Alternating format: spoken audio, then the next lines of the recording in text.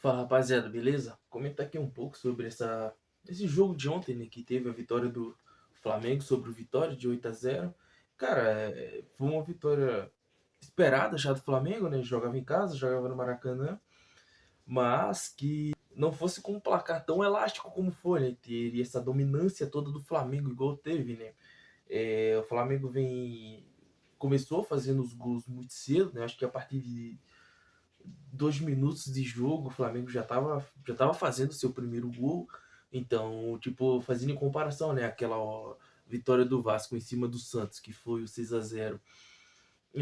Foi uma vitória elástica do Flamengo, muito elástica do Flamengo, que teve a dominância, né? Isso aí mostra a força que o Flamengo tá tendo no Campeonato Brasileiro, né? Foram eliminados da Copa do Brasil, mas estão dando prioridade total ao Brasileirão. Essa goleada mostra e provavelmente a Libertadores também, né? Vão disputar, vão brigar agora esses dois campeonatos, né? Cara, isso mostra meio que meio não, né? Mostra o poder que o Flamengo tem no Campeonato Brasileiro, né, rapaziada?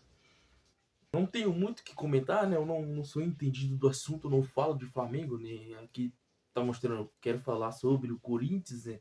Então até que eu vou comentar também nesse vídeo sobre a eleição do presidente, né? O Osmar Stabile, no caso, a permanência dele, como ele era o vice, era o vice do Augusto Melo, né? Augusto Melo foi impeachmentado. Vamos falar isso mais pra frente.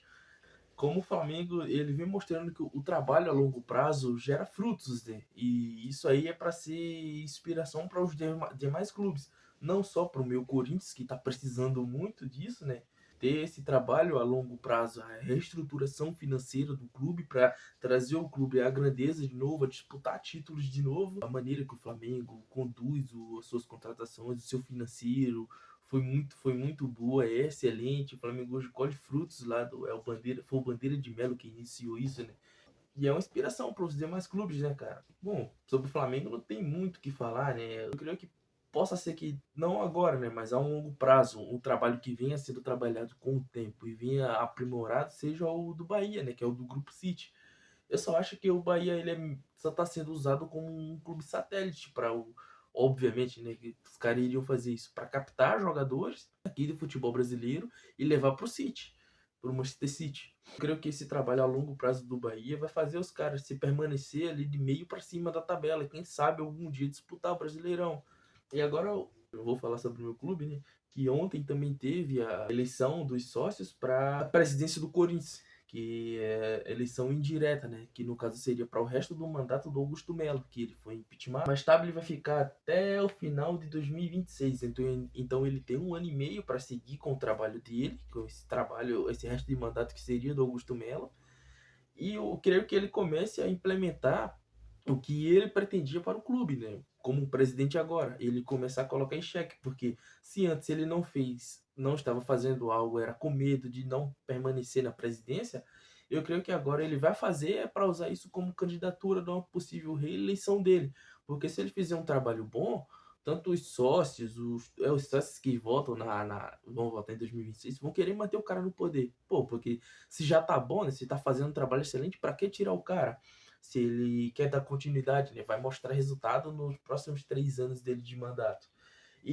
Cara, eu como torcedor do Corinthians, eu via ele como. Ele era o mais indicado. Porque quem a gente tinha aqui como André Castro, Antônio Roque Citadini e Osmar Stabile. Cara, o André Castro é o cara lá da Folhinha. Não chega nem a ser instituição financeira, mas é uma empresa que tem um nome banco, que não é banco e nem instituição financeira. Instituição financeira, hoje em dia, a gente tem como o Nubank. Muita gente conhece como banco, mas caso você não saiba ou eu esteja errado, né, para ser considerado banco aqui no Brasil, você tem que ter uma agência física. E o Nubank não tem, então eles são considerados instituição financeira. E o que o André Castro estava trazendo não chegava nem a ser isso, só tinha o nome banco.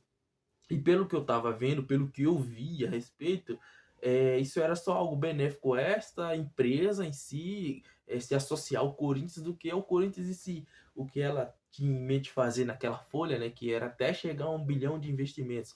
Mas esse 1 bilhão de investimentos ia depender de quanto o Corinthians iria render para eles, entendeu? Tipo, Eu quero patrocinar o Corinthians, eu posso patrocinar até com US$ 1 bilhão, mas o Corinthians vai ter que fazer entrar para mim mais de 1 bilhão, porque daí eu vou tirar o meu lucro e vou separar. Vai ter o apurado, vou pagar os meus funcionários, o meu lucro e o que sobrar eu invisto no Corinthians. Pode chegar a 1 bilhão se o Corinthians fazer isso chegar a 1 bilhão. Então esse é um tiro no pé, ele veio mais com esse papelzinho para querer pegar no coração de torcedor emocionado, que não procura, não pesquisa a respeito, só vai na boca de qualquer um, eu quero esse, quero mudar, eu quero tal pessoa. E não é assim, cara, o Corinthians não é palhaçada. O Antônio Roque Cittadini era candidato apoiado pelo André Negão, pelo Andrei Sanches e, obviamente, pelo Duílio, né? O trio da desgraça do Corinthians. O André Negão, ele não chegou a participar, creio eu, né, de presidência, mas já teve, óbvio, eu acho que já teve algum cargo lá dentro, principalmente por ser aliado do Andrés, né? Você ser aliado do Andrés quando ele era presidente é basicamente você ser baba-ovo de prefeito em época de eleição, você iria ganhar um cargo. Não precisa falar mais nada, né, cara? Quem foi o Andrés, né? A gente tá com essa dívida de 2 bilhões hoje por culpa dele, né? Principalmente dele, porque ele quem vinha com aquele discurso de se deve 1 bilhão, pode dever 2. Então, ele quem aumentou, ele quem destruiu o Corinthians. O cara que montava elenco e desmontava assim. Eu e meu irmão tem um costume de falar, né, que o cara não é da renovação e transparência, ele é da destruição e transferência, porque ele destruiu o Corinthians e quando montava elenco bom, ele vendia tudo. Ele transferia, mandava todo mundo embora, contratava um time ruim, contratava 40 jogadores para prestar um, aí dá para entender. Né? O candidato mais ideal a ser eleito era o Osmar Stabile, né? O cara agora vai ter esse 1 ano e meio para colocar em prática o que ele pretende para o clube, para quando for as eleições do final de 2026, ele tentar se reeleger e se ele conseguir se reeleger, dependendo do trabalho que ele faça, o cara vai fazer o da permanência no trabalho dele, né? E que ele seja mais um Bandeira de Melo, né, cara? Tenha um pensamento parecido, né, para reestruturar o clube, né? Porque daí, se ele começar nesse 4 anos e meio, né, são 3 anos de mandato, com 1 ano e meio agora, 4 anos e meio. Se ele conseguir tudo isso, né, dependendo desse resto de mandato agora, algum aliado dele vai assumir, obviamente, né? Tá meio que claro isso, e o cara vai ter continuidade no trabalho, né? Se ele é o ideal para ser presidente do Corinthians, eu creio que não. Eu creio que tem pessoas mais qualificadas que ele, né?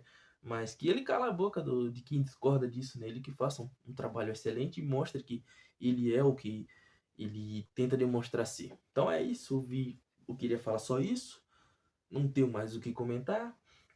Provavelmente amanhã ou então quarta-feira eu vim falar sobre o jogo que vai ter do Corinthians e Atlético Paranaense aqui em Curitiba. E, e pretendo. Queria ir para lá assistir o jogo, mas não consegui ingresso para comprar como corintiano. Quando entrei no site, cara, não tava um inferno aquele site do Atlético Paranaense para comprar ingresso, cara. Não consegui. Eu passei o dia inteiro com o site aberto, tava funcionando. Recarregou, eu era o usuário na fila lá, 300 mil e poucos. Tipo, quando chegou minha vez já não tinha mais ingresso. Eu tentei conseguir ingresso para ir no meio e como penetra, né, ir ali no meio da torcida do Atlético, né, mas não, também não consegui, e eu acho que se eu conseguisse eu não iria.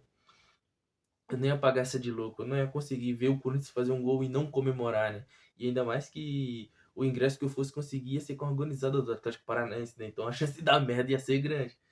Vou ficar em casa para assistir esse jogo, mas provavelmente amanhã eu ver um comentário, então quarta-feira mais cedo. Fechou? Até a próxima.